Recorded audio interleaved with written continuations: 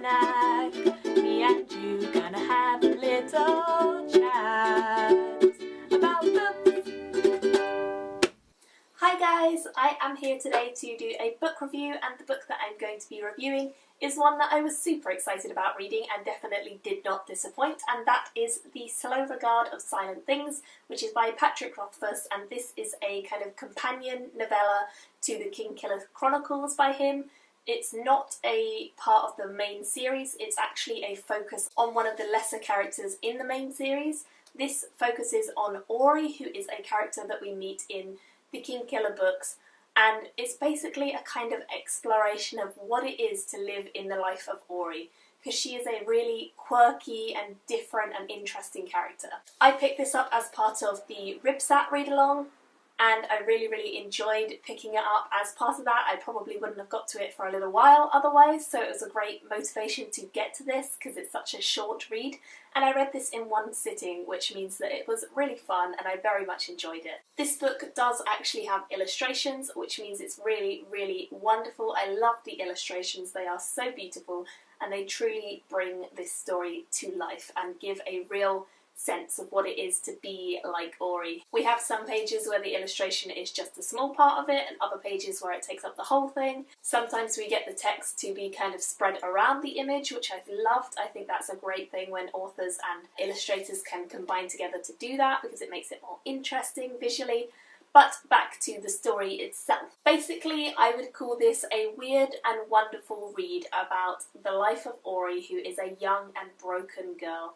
She is a kind of sad little child and also a very happy child, and she has very definite mood swings from day to day. She lives basically under the academy in a load of kind of rooms that are abandoned and tunnels, and she kind of scampers her way around and does odd jobs and does odd things every day whilst waiting for the visit of the main character from the Kingkiller Chronicles, which happens in those books. We get to see a week of her life as she waits for the main character to come and visit her, and what she gets up to in that time, and I must say it's highly interesting what she does. I would say that this isn't an everyday novella because it doesn't have more than one character. It only focuses on Ori, and there is no dialogue throughout the entire thing. It's purely just Ori on her own, possibly talking to herself or the objects she finds, but not really having any communication with anyone, and just kind of thinking to herself about what's going on. It's got lots of scenes which are very dragged out so that we see them from the perspective of Ori and how she views things.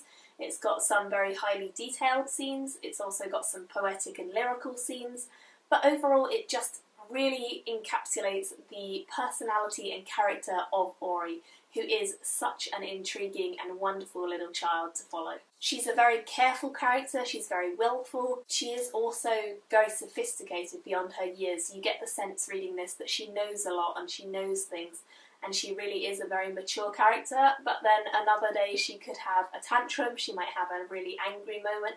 She very much flips between moods, and I really enjoyed seeing how she dealt with things that did cause her trouble and did cause her annoyance. She goes through ups and downs and she travels to new and familiar places, so she's always discovering and exploring, and she's always on the hunt for something beautiful or mysterious, enchanting or dark. I would say if you enjoyed the Kingkiller Chronicles because of the character Ori, if you liked her in the Kingkiller Chronicles and you were really intrigued by her character, then I don't see any reason why this is not a really fun novella to pick up. If, however, you are not interested in Ori, I wouldn't advise picking this up because it only focuses on her.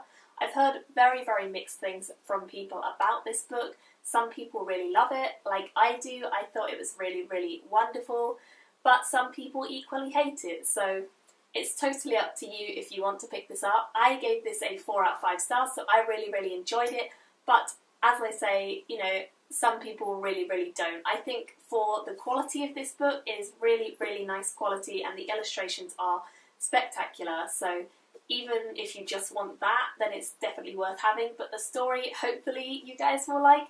I'm very interested in seeing who liked this and who didn't, and what your thoughts and reasoning behind that is. So definitely leave me comments, and I will chat to you guys in the comments about this, because I really, really loved this story, and I thought it was a wonderful little exploration of a character. So yeah, let me know what you guys thought. Thank you all for watching, and I will see you all very soon in another video. Bye! Me and you gonna have a little chat.